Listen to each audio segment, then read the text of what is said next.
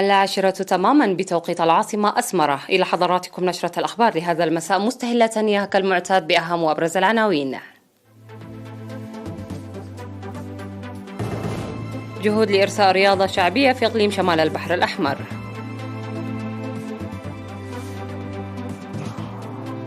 نتائج مرضية لتجارب زراعة الذرة المحسنة في عد علي.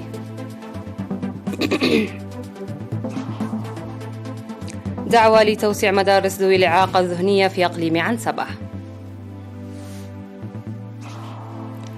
الولايات المتحدة تدفع الهند للاستغناء عن النفط الروسي. سريلانكا تعلن تخلفها عن سداد كافة ديونها الخارجية. مصرع 28 شخص على الأقل جراء العاصفة ميغي في الفلبين. مرحبا بكم.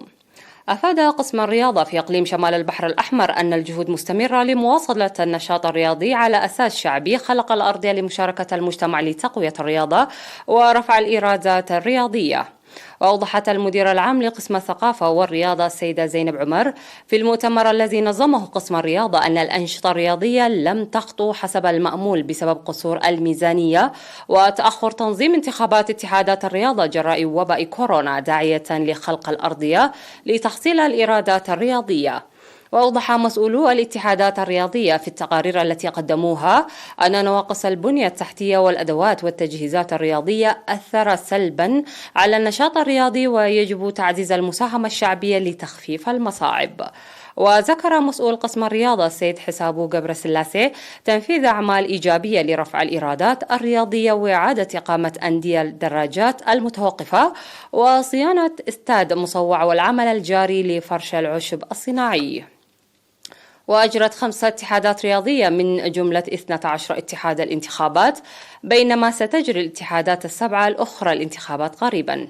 وقالت حاكم إقليم شمال البحر الأحمر السيدة أسمرة أبرهة في ختام المؤتمر أن الإقليم له قدرات رياضية كامنة، داعية لإجراء التقييم والانتخابات في أوانها وتقوية المساهمة الشعبية وخاصة الأفراد المهتمين لرفع الإيرادات الرياضية.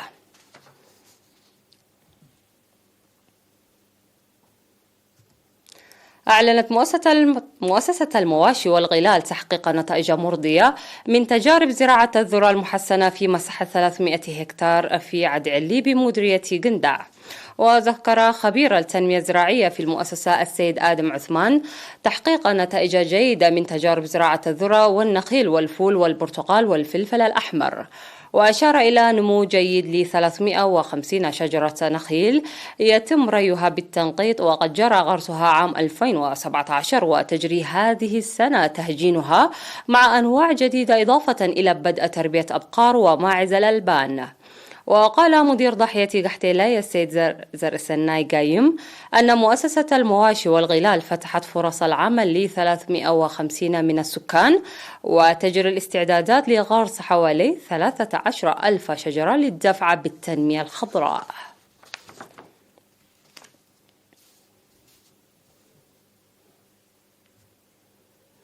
دعت مديرة مدرسة ذوي الإعاقة الذهنية في مدينة كرن الأستاذة علي عبد القادر لتوسيع وتطوير مدارس ذوي الإعاقة الذهنية والجسدية في إقليم عنسبة. وقالت إن المدرسة بدأت الخدمات بعدد محدود من الطلاب في العام الدراسي 2012-2013 للتجربة، وتعمل ل10 سنوات دون حدوث تحسين.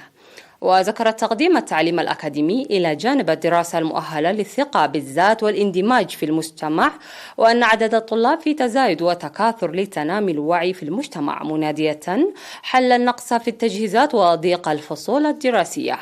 من جانبه أوضح رئيس جمعية الإعاقة الذهنية في إقليم عنسبة السيد إبراهيم صالح أن المدرسة بالرغم من إشراف وزارة التعليم عليها في أن الجمعية كانت قد بدأت بتدريب الطلاب الكبار في الرسم وصناعة الفخار، إلا أن التدريب توقف بعد انتشار وباء كورونا.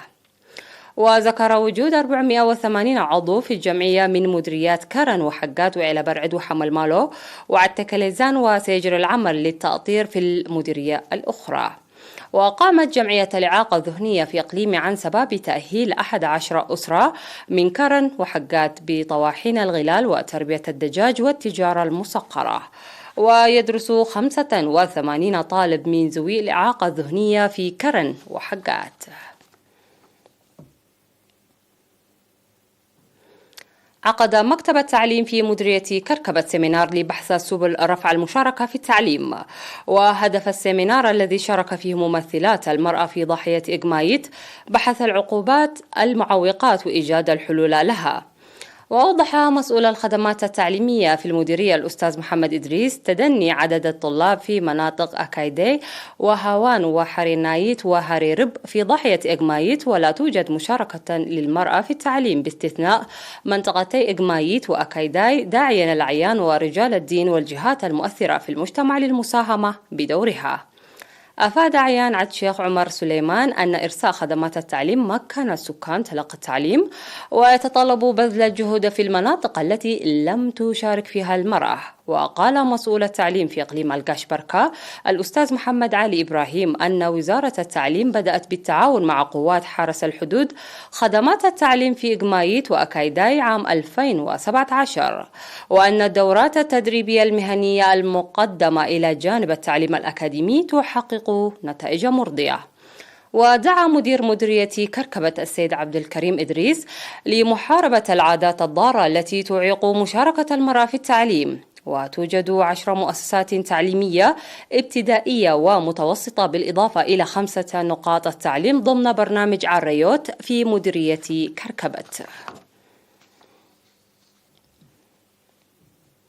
دعا مدير مدرسة شبقة الابتدائية في مديرية حقاد الأستاذ ملوء هابتن كيل لتعزيز العلاقة الثلاثية بين الآباء والطلاب والمعلمين لتقوية العملية التعليمية. وأوضح بأن على أولياء الأمور التباحث والتنسيق مع المعلمين والعمل لتوجيه أبنائهم وسد النواقص. وتقدم مدرسة شبقة الابتدائية التعليم ل 415 طالب وطالبة من قرى شبق وفقابروت وقاروات وعد أري وبعد مناطق مديرية علبرعد.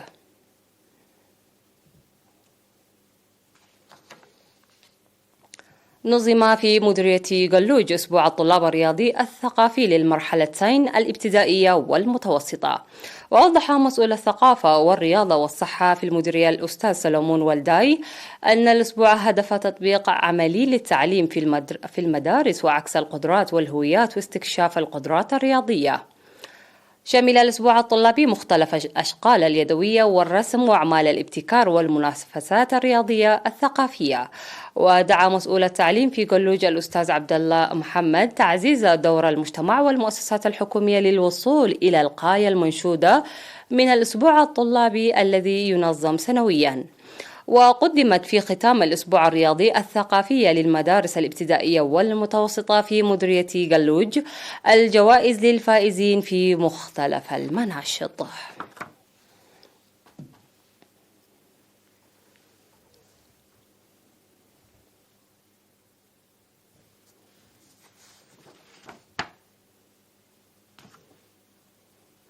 فاصل ونعود لمتابعة الأنباء على الصعيد العالمي، رجاء لا تذهبوا بعيدا.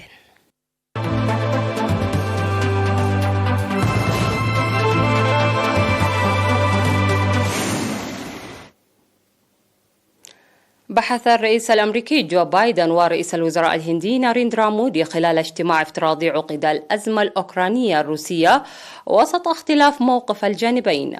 وقال مسؤولون أمريكيون إن الرئيس بايدن أبلغ مودي أن شراء المزيد من النفط الروسي ليس في مصلحة الهند ويمكن أن يعرقل رد الولايات المتحدة على الحرب في أوكرانيا. لكن المتحدثة باسم البيت الأبيض جين ساكي أكدت أن الهند لا تخرق العقوبات الأمريكية باستمرارها في استيراد الطاقة من روسيا. وخلال محادثات عبر الفيديو على مدى ساعة وصفها المسؤولون الأمريكيون بأنها دافئة وصريحة، عبر الجانبان عن قلقهما المتزايد من الدمار داخل أوكرانيا.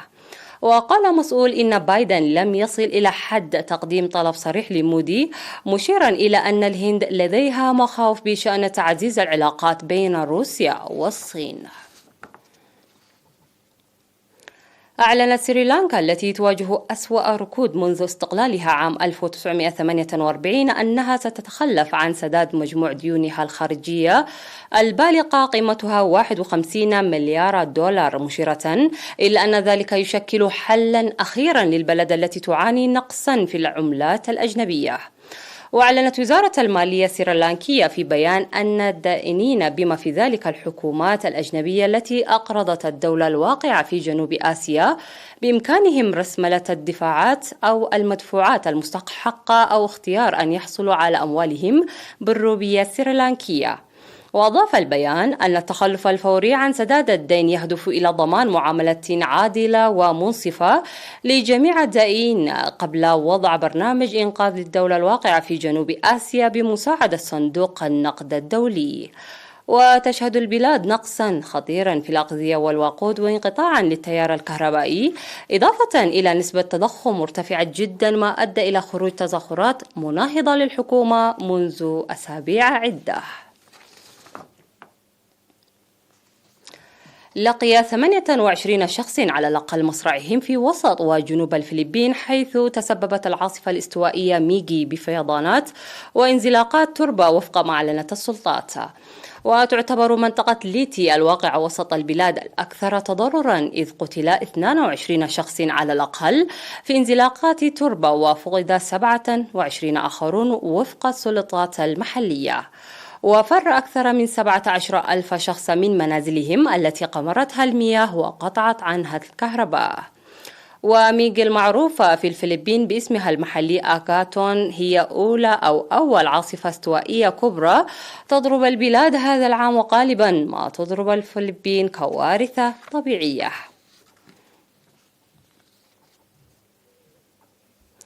دوي انفجار عند ساعات الفجر الأولى في بلدة بن عفول قضاء الصيدا في الجنوب اللبناني في المنطقة المجاذية لمبنى البلدية أسفر عن سقوط قتيل وعدة جرحى، فيما لم تعرف أسباب الانفجار بعد. وأظهر مقطع فيديو لحظة دوي الانفجار وتصاعدت ألسنة اللهب من المبنى، فيما أظهرت مقاطع أخرى الدمار التي خلفها الانفجار وسط معلومات عن سقوط قتيل على الأقل وجرحى. وأشارت حسابات لبنانية إلى أن الانفجار تسبب بحالة هلع في القرية بسبب قوته. وأفاد الصليب الأحمر اللبناني بأن عدد الضحايا في انفجار بلدة بن عفول ما زال غير معروف حتى اللحظة، مؤكدا أن الفرق حضرت إلى المكان للبحث عن جرحى ومصابين في الحادث. في الختام إليكم تذكيرا بأهم ما جاء في هذه النشرة. جهود لإرساء رياضة شعبية في إقليم شمال البحر الأحمر.